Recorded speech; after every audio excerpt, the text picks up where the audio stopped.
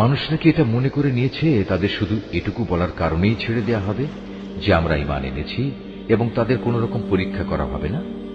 আমি তো সেসব লোকদেরও পরীক্ষা করেছি যারা এদের আগে এভাবেই ঈমানের দাবি করেছিল। আল্লাহ তাআলা অবশ্যই তাদের ভালো করে জেনে নেবেন যারা ঈমানের দাবিতে সত্যবাদী। আবার ঈমানের মিথ্যা দাবিদারদেরও তিনি অবশ্যই জেনে নেবেন। যারা সব সময় গুনাহের কাজ করে বেড়ায় তারা এটা ধরে নিয়েছে তারা বুদ্ধির প্রতিযোগিতায় আমার থেকে আগে চলে যাবে। এটা তাদের একটা মন্দ সিদ্ধান্ত যা আমার সম্পর্কে তারা করতে পারল। তোমাদের মধ্যে যে ব্যক্তি এই আশা করে সে আল্লাহ তাআলার সামনাসামনি হবে, তবে সে যেন জেনে রাখে আল্লাহ তাআলার নির্ধারিত এই সময়টা অবশ্যই আসবে। আল্লাহ তাআলা সব কিছু শুনেন, সব কিছু জানেন। যে ব্যক্তি আল্লাহ তাআলার পথে সংগ্রাম সাধনা করে সে তো আসলে তা করে তার নিজের কল্যাণের জন্যই, কেননা আল্লাহ তাআলা সৃষ্টিকুল থেকে প্রয়োজন মুক্ত। যারা ঈমান আনে এবং নেক কাজ করে আমি অবশ্যই তাদের সেসব দোষ ত্রুটিগুলো দূর করে দেব, এবং তারা যেসব নেক আমল করে আমি তাদের সেসব কর্মের উত্তম ফল দেব।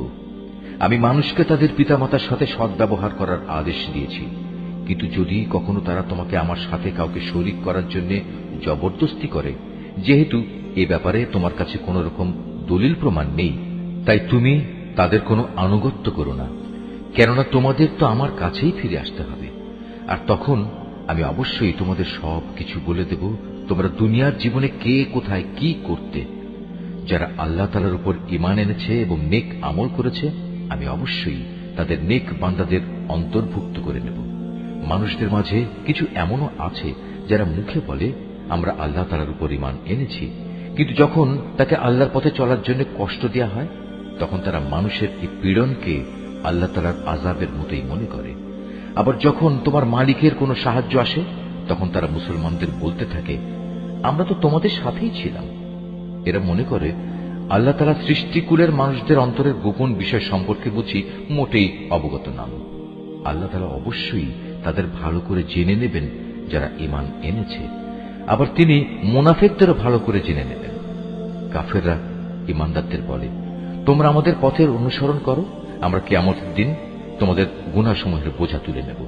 অথচ তারা সেদিন তাদের নিজেদের গুনাহসমূহের সামান্য পরিমাণ বোঝাও উঠাতে পারবে না।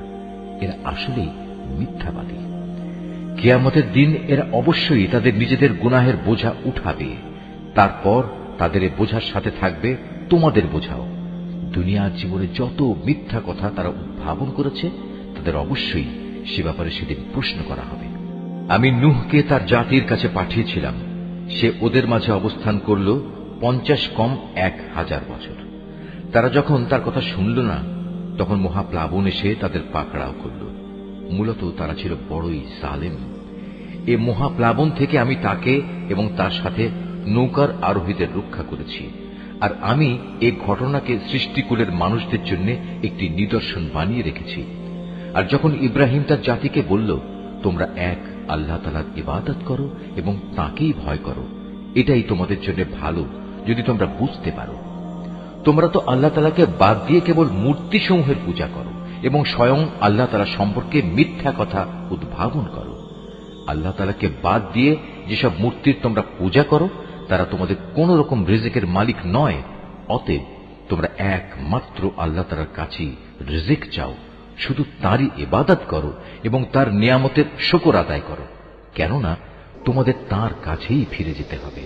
আর যদি তোমরা আমার নবীকে মিথ্যা প্রতিপন্ন করো তাহলে জেনে রেখো তোমাদের আগের জাতির লোকেরাও তাদের জমানার নবীদের মিথ্যা প্রতিপন্ন করেছে। মূলত সুস্পষ্ট রূপে মানুষদের কাছে আল্লাহর কথা পৌঁছে দেয়াই হচ্ছে রসুলের কাজ। এই লোকেরা কি লক্ষ্য করে না কিভাবে আল্লাহ তাআলা প্রথমবার তার সৃষ্টিকে অস্তিত্ব দান করলেন, কিভাবে তাকে আবার জীবিত করবেন? অবশ্য এ দ্বিতীয়বার সৃষ্টি করার কাজটা আল্লাহ তাআলার কাছে নিতান্ত সহজ। হে নবী, তুমি বলো তোমরা আল্লাহর জমিনে পরিভ্রমণ করো এবং এর সর্বত্র দেখো কিভাবে আল্লাহ তাআলা তার সৃষ্টিকে প্রথমবার অস্তিত্বে আনেন এবং একবার ধ্বংস হয়ে গেলে কিভাবে আবার তিনি তা পুনর্বার পয়দা করেন। নিঃসন্দেহে আল্লাহ তাআলা সব কিছুর উপর প্রবল ক্ষমতাবান। তিনি যাকে চান তাকে শাস্তি দেন, আবার যাকে চান তাকে ক্ষমা করে তার উপর অনুগ্রহ করেন। সর্বাবস্থায় তোমাদের তার দিকেই ফিরে যেতে হবে। তোমরা জমিনের অতলে যেমন আল্লাহ তাআলাকে তার পরিকল্পনায় অক্ষম করে দিতে পারবে না, তেমনি পারবে না আসমানের কোন চূড়ায়ও। বস্তুত আল্লাহ তাআলা ছাড়া তোমাদের কোনো অভিভাবক নেই, নেই কোনো সাহায্যকারীও। যারা আল্লাহ তাআলার আয়াতসমূহ ও তার সামনাসামনি হওয়া অস্বীকার করে, মূলত সেসব লোক আমার অনুগ্রহ থেকে নিরাশ হয়ে গেছে। আর এরাই হচ্ছে সেসব মানুষ যাদের জন্য রয়েছে মর্মন্তুদ শাস্তি। অতঃপর তাদের ইব্রাহিমের জাতির কাছে এছাড়া আর কোনো জবাব থাকল না, যে তারা বলতে লাগলো, একে মেরেই ফেলো কিংবা তাকে আগুনে পুড়িয়ে দাও। অতঃপর তারা যখন তাকে আগুনে নিক্ষেপ করল, তখন আল্লাহ তাআলা তাকে জ্বলন্ত আগুন থেকে উদ্ধার করলেন। অবশ্যই মুমিন জাতির জন্য এ ঘটনার মাঝে আল্লাহ তাআলার কুদরতের অনেক নিদর্শন মজুদ রয়েছে। ইব্রাহিম বলল, হে আমার জাতির লোকেরা, তোমরা তোমাদের পার্থিব জীবনে একে অপরের প্রতি ভালোবাসা বৃদ্ধির খাতিরে আল্লাহ তাআলাকে বাদ দিয়ে নিজেদের হাতে গড়া মূর্তিগুলোকে নিজেদের মাবুদ ধরে নিয়েছ। অথচ কিয়ামতের দিন তোমাদের এই ভালোবাসার একজন ব্যক্তি আরেকজনকে চিনতেও অস্বীকার করবে। তারা তখন একজন আরেকজনকে অভিশাপ দিতে থাকবে। পরিশেষে তোমাদের সবার চূড়ান্ত ঠিকানা হবে জাহান্নাম, আর সেদিন কেউই তোমাদের কোন রকম সাহায্য করবে না। অতঃপর লূত তার উপর ঈমান আনল।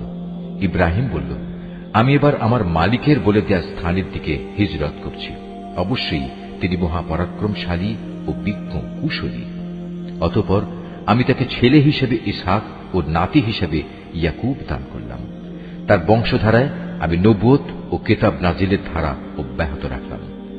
নবুয়ত দ্বারা আমি দুনিয়াতেও তাকে পুরস্কৃত করলাম, আর আখিরাতে সে অবশ্যই আমার নেক বান্দাদের দলে শামিল হবে। আর আমি লূতকে তার লোকদের কাছে পাঠিয়েছিলাম, যখন সে তার জাতিকে বলল, তোমরা এমন এক অশ্লীল কাজ নিয়ে এসেছ যা ইতিপূর্বে সৃষ্টিকুলের কোন মানুষই করেনি। তোমাদের এ কি হল? তোমরা কি তোমাদের কামনা বাসনার জন্য মহিলাদের বাদ দিয়ে পুরুষদের কাছে হাজির হচ্ছ? এবং এ উদ্দেশ্যে আল্লাহ তাআলার নির্ধারিত পথ তোমরা প্রকারান্তরে কেটে দিচ্ছ, এবং তোমরা তোমাদের ভরা মজলিসে এ অশ্লীল কাজে লিপ্ত হচ্ছ। তাদের লূতের জাতির মানুষের কাছেও এছাড়া আর কিছুই বলার ছিল না, যে তারা বলল, হ্যাঁ যাও, নিয়ে এসো আমাদের উপর আল্লাহর আযাব, যদি তুমি তোমার আযাবের ওয়াদায় সত্যবাদী হও।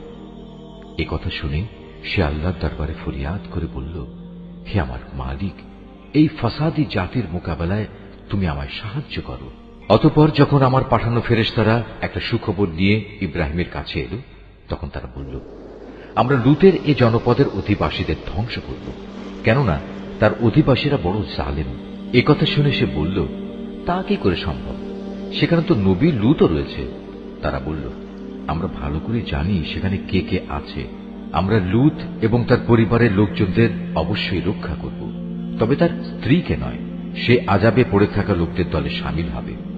তারপর যখন সত্যি আমার পাঠানো ফেরেশতারা লূতের কাছে এলো, তখন তাদের এই আশাটায় লূত খুবই বিষণ্ণ মনা হল। এদের সম্মান রক্ষা করতে পারবে না কারণে তার মন ভেঙে গেল। ওরা এটা দেখে বলল, হে লূত, তুমি ভয় পেও না, তুমি দুশ্চিন্তাগ্রস্তও হয়েও না। আমরা তুমি এবং তোমার পরিবার পরিজনদের রক্ষা করব, তবে তোমার স্ত্রীকে নয়। সে তো আযাবে পড়ে থাকা ব্যক্তিদেরই একজন। আমরা অচিরে এ জনপদের বাকি অধিবাসীদের উপর আসমান থেকে এক ভীতিকর আযাব নাজিল করব, কেননা এরা ছিল ভীষণ গুনাহগার জাতি। একদিন সত্যি সত্যি আমি জনপদকে উল্টে দিয়েছি, এবং তখন থেকে আমি এটিকে জ্ঞানবান সম্প্রদায়ের জন্য একটি সুস্পষ্ট নিদর্শন করে রেখে দিয়েছি। আমি মাদিয়ানের কাছে তাদের ভাই শোয়াবকে পাঠিয়েছি। তখন সে তাদের বলল, হে আমার জাতি, তোমরা এক আল্লাহ তাআলার ইবাদত করো এবং পরকাল দিবসের পুরস্কারের আশা করো। আল্লাহর জমিনে তোমরা বিপর্যয় সৃষ্টি করো না। কিন্তু তারা তাকে মিথ্যা সাব্যস্ত করল। অতঃপর প্রচন্ড ভূমিকম্প তাদের পাকড়াও করল, ফলে তারা নিজ নিজ ঘরেই উপুড় হয়ে পড়ে থাকল। আদ এবং সামুদকেও আমি ধ্বংস করেছিলাম। তাদের ধ্বংসপ্রাপ্ত বসতি থেকেই তো তোমাদের কাছে আযাবের সত্যতা প্রমাণিত হয়ে গেছে। শয়তান তাদের কাজ তাদের সামনে শোভন করে রেখেছিল, এবং এই কৌশলে সে তাদের সঠিক রাস্তা থেকে ফিরিয়ে রেখেছিল। অথচ তারা তাদের অন্য সব ব্যাপারে ছিল দারুণ বিচক্ষণ। কারুন, ফেরাউন এবং হামানকেও আমি ধ্বংস করেছি। মুসা তাদের কাছে আমার সুস্পষ্ট আয়াত নিয়ে এসেছিল, কিন্তু তারা তাকে মানার বদলে জমিনে বড় বেশি অহংকার করেছিল। অথচ তারা কোনো অবস্থায় আমার আযাব থেকে পালিয়ে আগে চলে যেতে পারল না। অতঃপর এদের সবাইকেই আমি তাদের নিজ নিজ গুনাহের কারণে পাকড়াও করেছি। এদের কারো উপর প্রচন্ড ঝড় পাঠিয়েছি, কাউকে মহাগর্জন এসে আঘাত এনেছে, কাউকে আমি জমিনের নিচে গেড়ে দিয়েছি, আবার কাউকে আমি পানিতে ডুবিয়ে দিয়েছি। মূলত আল্লাহ তাআলা এমন ছিলেন না যে তিনি এদের উপর কোনো জুলুম করেছেন। জুলুম তো বরং তারা নিজেরাই নিজেদের উপর করেছে। যেসব লোক আল্লাহ তাআলার বদলে অন্যকে নিজেদের অভিভাবক হিসেবে গ্রহণ করে, তাদের দৃষ্টান্ত হচ্ছে মাকড়সার মতো। তারা নিজেরাও এক ধরনের ঘর বানায়, আর দুনিয়ার দুর্বলতম ঘর হচ্ছে এই মাকড়সার ঘর। কত ভালো হতো যদি তারা এই সত্যটুকু বুঝতে পারত। এরা আল্লাহ তাআলার পরিবর্তে যে সবকিছুকে ডাকে, আল্লাহ তাআলা তাদের সম্পর্কে সম্যক অবগত রয়েছেন। তিনি মহাপরাক্রমশালী, প্রবল, প্রজ্ঞাময়। এ হচ্ছে সেই উদাহরণ যা আমি মানুষদের জন্যই পেশ করেছি। কেবল জ্ঞানী ব্যক্তিরাই তা বুঝতে পারে। আল্লাহ তাআলা আসমান সমূহ ও জমিন যথাযথভাবে সৃষ্টি করেছেন। বস্তুত এতে ঈমানদারদের জন্য আল্লাহ তাআলার অস্তিত্বের পক্ষে বড় প্রমাণ রয়েছে। যে কিতাব তোমার উপর নাজিল করা হয়েছে তুমি তা তেলাওয়াত করো এবং নামাজ প্রতিষ্ঠা করো। নিঃসন্দেহে নামাজ মানুষকে অশ্লীলতা ও মন্দ কাজ থেকে বিরত রাখে, পরন্তু আল্লাহ তাআলাকে হামেশা স্মরণ করাও একটি মহান কাজ। তোমরা যা কিছু করো আল্লাহ তাআলা তার সম্যক অবগত আছেন। হে মুসলমানরা, তোমরা কিতাবধারীদের সাথে কোন রকম তর্ক বিতর্ক করো না, তবে উত্তম পন্থায় করতে পারো। আবার তাদের মধ্যে যারা জুলুম করে তাদের কথা আলাদা। আর তোমরা বলো, আমরা ঈমান এনেছি কিতাবের যা কিছু আমাদের উপর নাজিল করা হয়েছে তার উপর, আরো ঈমান এনেছি যা কিছু তোমাদের উপর নাজিল করা হয়েছে তার উপরও। আসলে আমাদের মাবুদ ও তোমাদের মাবুদ হচ্ছেন একজন, এবং আমরা সবাই তার কাছেই আত্মসমর্পণ করি।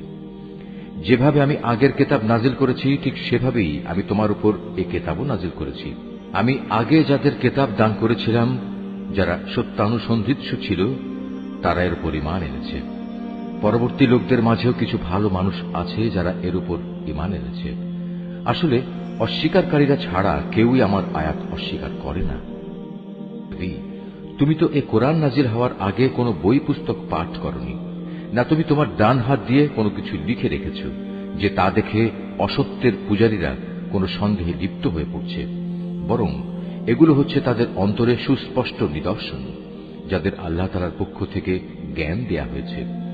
কতিপয় জালেম ব্যক্তি ছাড়া আমার এই সুস্পষ্ট আয়াতের সাথে কেউই গোড়ামি করতে পারে না। তারা তোমার সম্পর্কে বলে, এ ব্যক্তির কাছে তার মালিকের পক্ষ থেকে নবুয়তের কোনো প্রমাণ নাজিল হয় না কেন? হে নবী, তুমি বলো, নিদর্শন তো আল্লাহ তাআলার হাতেই রয়েছে। আমি তো হচ্ছি আযাবের একজন সুস্পষ্ট সতর্ককারী মাত্র। হে নবী, এদের জন্য এটাই কি যথেষ্ট নয় যে স্বয়ং আমি তোমার উপর কিতাব নাজিল করেছি যা তাদের কাছে তেলাওয়াত করা হচ্ছে? অবশ্যই ঈমানদার সম্প্রদায়ের জন্য এতে আল্লাহ তাআলার অনুগ্রহ ও নসিহত রয়েছে। হে নবী, তুমি বলো, আমার ও তোমাদের মধ্যে সাক্ষী হিসেবে আল্লাহ তাআলাই যথেষ্ট। কেননা আসমান সমূহ ও জমিনে যা আছে তার সবকিছু তিনি জানেন। যারা বাতিলের উপর ঈমান আনে এবং আল্লাহ তাআলাকে অস্বীকার করে, তারাই হচ্ছে মারাত্মক ক্ষতিগ্রস্ত। হে নবী, এরা তোমার কাছে আযাব ত্বরান্বিত করার কথা বলে। যদি আল্লাহ তাআলার কাছে এদের শাস্তি দেওয়ার জন্য একটি দিনক্ষণ সুনির্দিষ্ট না থাকত, তাহলে কবেই না তাদের উপর আযাব এসে যেত। অবশ্যই এদের উপর আকস্মিকভাবে আযাব আসবে এবং তারা জানতেও পারবে না। তোমার কাছে এরা আযাব ত্বরান্বিত করার কথা বলে, অথচ জাহান্নাম তো কাফেরদের পরিবেষ্টন করেই নেবে। যেদিন আযাব তাদের গ্রাস করবে, তাদের ওপর থেকে, তাদের পায়ের নিচ থেকে তাদের গ্রাস করবে।